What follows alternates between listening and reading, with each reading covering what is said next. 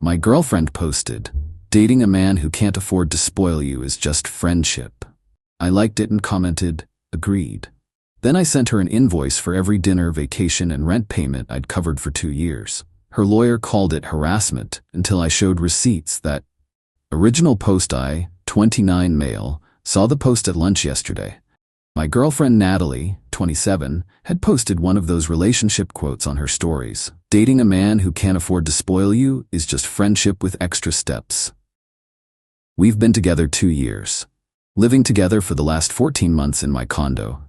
She moved in after her roommate situation fell through, and I never asked for rent because, I loved her and wanted to help. I make decent money as a software consultant, about $135,000. She works part-time at a boutique, making maybe $20 a year while building her fashion blog. I've been supporting us almost entirely, never complained, happy to do it while she pursued her dreams. But that post, after everything? Nah. I liked it, then commented, "Agreed. Real relationships require equal investment." She texted me immediately, "Natalie, babe, that's not about you. It's just content for engagement." Me, all good, just agreeing with your perspective. She called 3 times. I was in meetings. By the time I got home, she was pacing the living room. "Derek, why are you being weird about a stupid repost?" "I'm not being weird. You shared your standards for relationships. I respect that. It doesn't mean anything. It's just social media." "Then why post it?" She rolled her eyes. "For my brand. I need engagement for sponsors." "Right, your brand." That night I stayed up creating a spreadsheet. 2 years of receipts, bank statements, Venmo history, credit card bills, everything. The next morning, while she was at her yoga class that I paid for, I sent her an email. Subject line, "Invoice for friendship services per your standards." The breakdown. Rent, $1,850 by 14 months, $25,900. Utilities, internet, 200 by 14 months, equals $2,800. Groceries, 600 month, 24 months, $14,400. Dinners out, $8,750. Itemized list attached. Vacation to Cabo, $4,200. Weekend trip to wine country, $1,800. Her car insurance, 150 by 18 months, $2,700. Yoga membership, 189 by 12 months, $268. Various shopping trips for her blog, $68,818. Per your recent social media post, I understand you view financial support as a requirement for romantic relationships. Since I've been providing this, I assume we've been in a relationship. However, if you'd prefer to reclassify our arrangement as friendship, I'll need compensation for services rendered under false pretenses. Derek also CC'd myself at my work email. For records. Then I went to the office, put my phone on silent, let it marinate. Update 1, holy hell, this exploded in 6 hours, so Natalie completely lost it. I came home to find her and her best friend Melissa camped in the living room like some kind of intervention. "Are you insane?" Natalie screaming before I even closed the door. "Hey Melissa," I said, setting down my laptop bag. "Didn't know we had company." "Derek, what the hell is wrong with you?" Melissa jumped in. "Sending Nat an invoice? That's abusive." "How is it abusive to request payment for services?" Natalie made it clear that financial support equals romance. I've been providing financial support thinking we were romantic. If we're just friends, then I've been scammed. "You're twisting her words." Natalie was crying now. Those practiced tears she does. "It was just a stupid meme that you posted and defended and said represented your brand. You can't charge your girlfriend for living expenses. That's not how relationships work. According to your post, I'm not spoiling you enough anyway. So are we even in a relationship?" Melissa, "This is financial abuse." "No, financial abuse would be taking someone's money while publicly humiliating them about not having enough of it." Oh wait. I pulled up her Instagram. She'd posted 12 more stories since this morning, all about toxic men who weaponize money. And when he shows you who he really is, believe him. And my personal favorite, "Some men think basic support is spoiling, LOL, couldn't be me." Natalie, you've spent all day publicly trashing me while living in my home rent-free, but I'm the toxic one? She switched tactics, grabbed my hands. "Baby, I'm sorry. I didn't mean it like that. You know I love you, not for your money, for you." "Then you won't mind signing a lease agreement?" Market rate for a room here is about $1,200. I'll give you a deal, $900 a month, utilities included. Her face went pale. You're serious? Dead serious. You want a relationship with financial equity? Let's start fresh. You pay your share, I'll pay mine. I can't afford that. You know I don't make enough. Then maybe don't post about how men who can't spoil you are just friends? Melissa again. This is emotional manipulation. I turned to her. Melissa, don't you still owe Natalie $300 from Coachella? The Coachella I paid for? Maybe sit this one out. She shut up. Then Natalie went nuclear. If you do this, I'll sue you. You can't just charge me retroactively. I'll get a lawyer. Please do. I have 2 years of texts where you acknowledge this is my place, you're staying temporarily, and you're grateful I'm not charging rent. My lawyer would love to see those. She stared at me, then grabbed her phone and started recording. Derek is financially abusing me. He's trying to make me pay $68,000 for being his girlfriend. This is what happens when insecure men. I pulled out my phone and started reading her texts. November 2022. Thank you, baby, for letting me stay without paying. You're literally saving my life. March 2023. Can't wait until my blog takes off so I can spoil you like you spoil me. June 2023. My friends are so jealous that you take care of everything. I'm so lucky. She stopped recording. Here's the kicker. I wasn't even serious about the invoice. I just wanted her to see the hypocrisy. But her reaction? The immediate threats, the social media campaign, the victim playing, that's showing me everything. I gave her 30 days notice to move out, official letter and everything. She hasn't spoken to me since except to post more stories about escaping financial abuse. Her mom called me this morning. We need to talk about that conversation. Update 2. The mom conversation was enlightening. Patricia called at 7 a.m. I was getting ready for work. Derek, we need to discuss this situation with Natalie. Good morning to you too, Patricia. Don't be smart. What's this about you evicting my daughter and sending her a bill? The bill was to make a point about her social media post. The eviction is because we're clearly incompatible. Over a Facebook post? Are you 12? It wasn't Facebook, and it wasn't just the post. It's the pattern. Your daughter thinks relationships are transactional, but only in one direction. There was a pause. Then Patricia sighed. How much has she taken you for? Wait, what? You know? Derek, I love my daughter, but I'm not blind. She did the same thing with Bradley, and Connor before that. Lives rent-free, builds up her brand, then moves on when they want her to contribute. I sat down. You know she does this? Where do you think she learned it? Her father spoiled her rotten before the divorce. Then he remarried and cut her off. She's been chasing that lifestyle ever since. And you're okay with this? I'm not okay with it. I've told her repeatedly to get a real job, but she blocks me when I bring it up, unblocks me when she needs something. So what do you want from me? Give her another chance. She does care about you.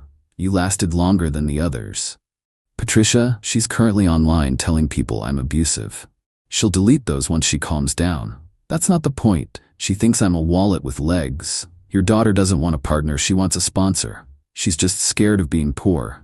After the divorce, Patricia, respectfully, that was over a decade ago. She's had plenty of time to develop job skills. Instead, she's developed manipulation skills. Patricia got quiet. Then, the invoice, was it real? $68,000? Yeah, over 2 years. Jesus Christ. I had no idea it was that much. That's not even counting the designer bags she bought for the blog that she needed me to invest in. Derek, I'm sorry, I really am. I tried raising her better. I believe you. Can you just not kick her out? Give her time to find a place? She has 30 days, that's standard. She won't find anything in 30 days, not in her budget. Then maybe she should get a full-time job, or move back with you. I live in a 1-bedroom.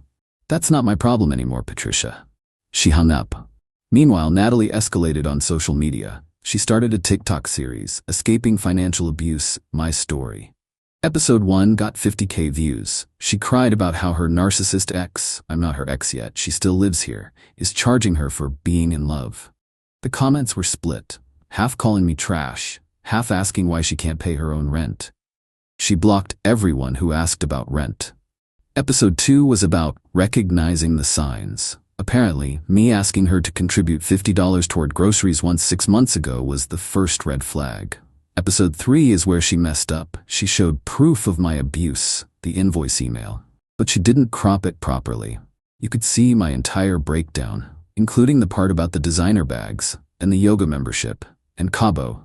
The comments turned, "Girl, he paid your rent for over a year? $189 a month for yoga? He spent $70K on you and you're the victim? This man paid for your entire life and you're mad?" She deleted the video. But the internet is forever. Someone reposted it on Twitter with, "This is why I'm single," and it went viral. Then last night, around 10 p.m., she tried a different approach. She came to the bedroom in lingerie I bought her for Valentine's Day. "Baby, can we talk?"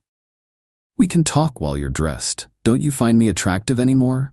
Natalie, you've spent 3 days calling me an abuser online. That's not exactly foreplay." She started crying, real tears this time. "I'm scared, okay? I don't know how to be on my own. I've never had to be." "You're 27. That's not my fault." I know I messed up. The post was stupid. I didn't mean it. You meant it enough to defend it, then to attack me when I called you out. I was embarrassed. My followers expect a certain image. Your followers? The 3,000 bots you bought? She flinched. Yeah, I knew about those too. Derek, please, I'll delete everything. I'll get a full-time job. I'll pay rent. Just don't make me leave. The lease agreement is on the kitchen counter, $900 a month, first and last up front. I don't have $1,800. Then you have 27 days to figure it out. She slammed the bedroom door so hard my neighbor texted asking if everything was okay. This morning I woke up to 73 messages from her friends, her mom again, and random Instagram accounts calling me everything from broke boy to financial terrorist. But the best message was from Bradley, her ex, the one Patricia mentioned. "Bro, just saw what's happening. She pulled the same thing with me, called me financially abusive when I asked her to pay for her own Netflix. Stay strong, it gets easier once she's out." He attached screenshots of her doing the exact same TikTok series about him 2 years ago. Same script, same tears, same lingerie attempt. At least I know it's not personal. I'm just the latest season of Natalie Needs a Sponsor. 24 days until she's gone. Final update. It's been 2 weeks since the eviction notice. Natalie moved out 3 days ago. Here's how it ended. First, she tried the legal threat. Some lawyer friend of Melissa's sent me a cease and desist about the invoice, calling it intentional infliction of emotional distress and demanding I pay Natalie $10,000 for reputational damage. My cousin is a lawyer. He laughed for 5 straight minutes, then sent back. My client's request for reimbursement was clearly satirical, as evidenced by the payment plan options available line. However, your client's public defamation campaign constitutes actual reputational harm. Please cease all social media posts regarding my client, or we will pursue appropriate legal remedies. Radio silence after that. Then came the breadcrumbing. She started leaving little things around the condo by accident. Her favorite coffee mug, a hair tie, that expensive face cream I bought her. "Hey, I left my face cream in the bathroom. Can I come get it?" "I'll leave it with the doorman." "Can't we be civil about this?" "This is civil. The doorman has your cream." She started posting old photos of us with captions like, "Missing better days" and "Some people come into your life for a season." Her follower count dropped to 900. Guess the bots expired. Meanwhile, I found out about Connor, ex number 1. Patricia was wrong about the timeline. He didn't just ask her to contribute. He found out she was seeing Bradley while living with him. She was literally double-dipping sponsors. When he kicked her out, she accused him of being controlling and jealous. Bradley reached out again. We had a beer. Turns out there were more victims.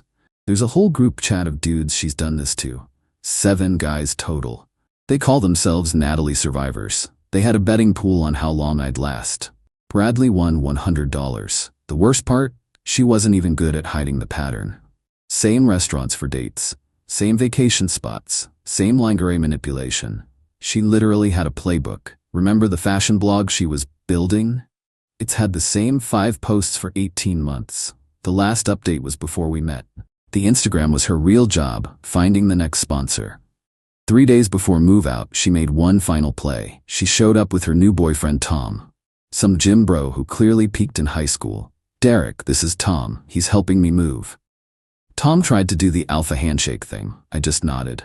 "Cool. Everything needs to be out by 5 p.m. Sunday." "Actually," Natalie smirked, "Tom's a paralegal. He says I have tenant rights. You can't just evict me." "You're not a tenant. You're a guest. No lease, no rent payments, no tenant rights." Tom puffed up. "Actually, if she's been here over 30 days, she has, which is why I gave her 30 days notice instead of asking her to leave immediately. Here's the documentation, notarized and perfectly legal." I showed him the paperwork my cousin prepared. Tom deflated. "Oh." Natalie's face was priceless. She really thought she found another angle. While they were packing, I heard her telling Tom about how I was intimidated by strong women and couldn't handle her success. Tom loading her third box of designer bags. "What kind of success?" "My social media presence. How much do you make from that?" Silence. They were gone in 2 hours. The aftermath has been interesting. She tried spinning it one more time, posted about starting fresh and leaving toxic situations, but nobody was buying it anymore. Her comment sections were brutal. "Girl, you haven't had a job in 2 years. Didn't you do this exact same thing to Bradley?" "Tom, run bro." The Natalie Survivors group chat welcomed me officially. Connor sent a cake to my office that said, "Congratulations on your freedom." My coworkers were confused. I didn't explain. Patricia texted yesterday. "Tom's mom just called me. He's already asking questions about the rent situation. I give it 2 weeks." The group chat has a new betting pool. I put $20 on 10 days. Here's what I learned. Some people see relationships as investments, what they put in versus what they get out. But Natalie, she saw them as free trials. Use all the premium features, cancel before they charge you, move to the next service. The invoice wasn't about the money. I make good money, I'll recover. It was about showing her that I saw through the game. That her just a meme post was actually her business model. She wanted to date someone who could spoil her? Cool. But that's not dating. That's an arrangement. And arrangements require contracts, terms, and usually payment for services. My condo's quiet now, peaceful. I got a plant. Named it Financial Independence. Tom lasted 8 days. Connor won the pool. Natalie's already posting inspirational quotes about knowing your worth with selfies from her mom's couch. Her bio now says, entrepreneur, influencer, Phoenix rising. Phoenix from what? The ashes of her sponsorship model? Bradley suggested we make a documentary. The Natalie Method, a cautionary tale. We're joking. Mostly. But if she posts one more thing about escaping financial abuse while simultaneously looking for someone to pay her bills, we might actually do it. The best revenge wasn't the invoice or the eviction or the viral TikTok fail. It was her telling everyone I was cheap while desperately trying to find another man to pay her rent, proving my point better than I ever could. Sometimes the trash takes itself out. You just have to change the locks after. Worth every penny of the $68,808 lesson.